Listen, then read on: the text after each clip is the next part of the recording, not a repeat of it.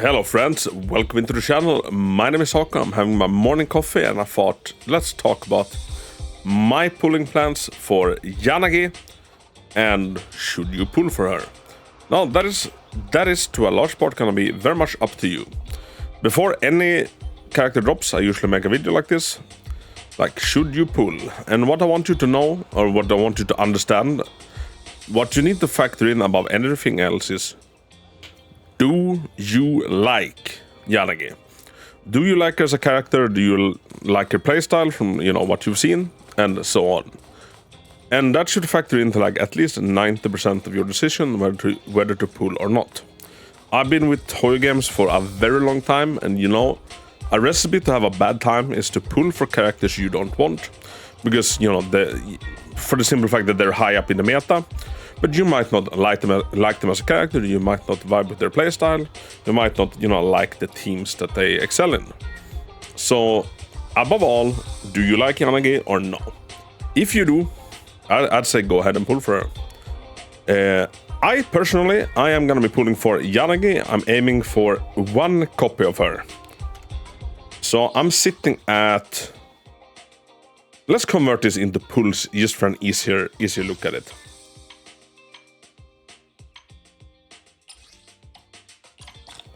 $77 plus I have some spare ones. I have 88 pulls. This is hopefully what's gonna get me Yanagi.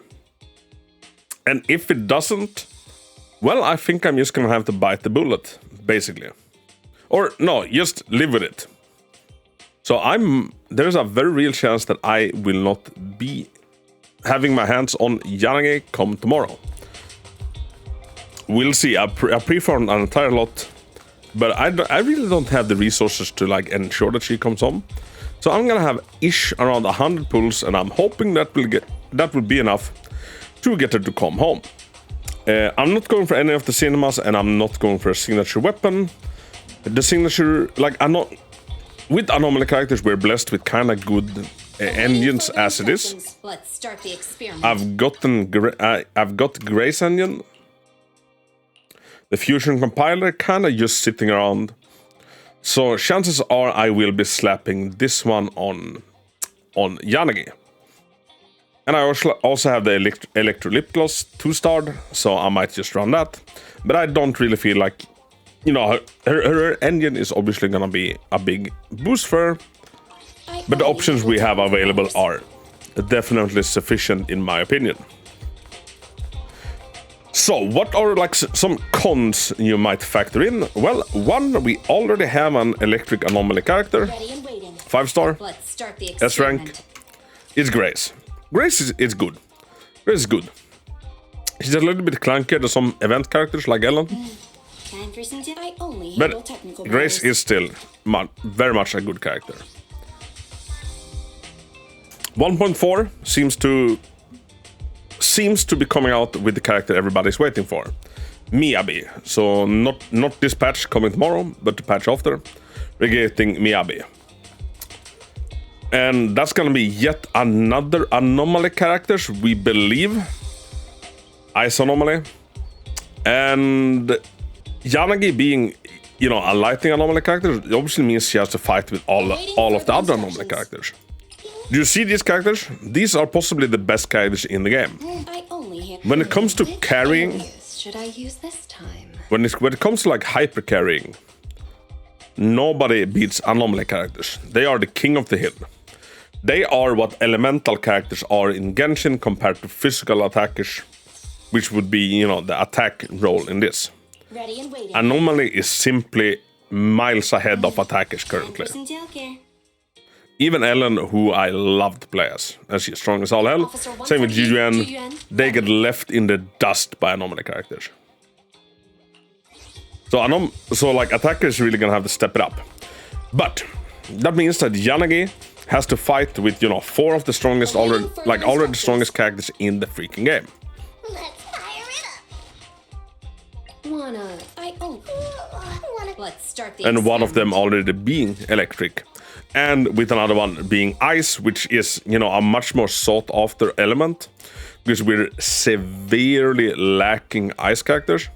Although I'd say like electric characters, like they are also a little bit on the down low.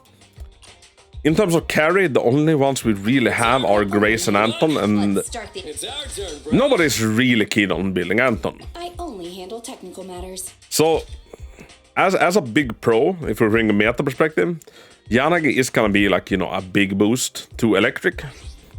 Because electric, in terms of the carry, in the carry department, is a bit lacking. So, why am I pulling for Yanagi?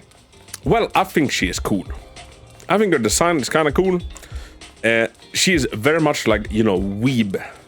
Like, she caters to my inner weeb. She has a super cool, what's it called? Naginata? That name for it? Like, that turns into a sword, or, you know, the other way around. She seems to have a very high-paced, fast play style. And I personally, I love stance dancing. I think stance dancing is really, really fun. So she has two stances and you have to switch between the both. So that's why I'm gonna be pulling for Yanagi. I think she's cool. I don't think that she necessarily brings anything super new to the table. I don't super need her. But I do feel like I'm lacking a strong electric carry. But if I get one, I'll be happy. I've been going for, you know, constellations, or sorry, cinemas on Wanna a lot of the previous characters.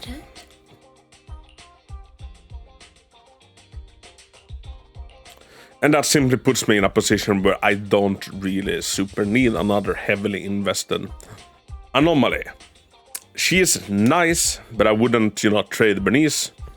I wouldn't trade Jane, I wouldn't trade Caesar for one. So, yeah, that's my pulling plans for Yanagi. And I've not been discussing pulling her yes or no for a little while now, but I thought it's kind of fitting to do one the day before she comes out.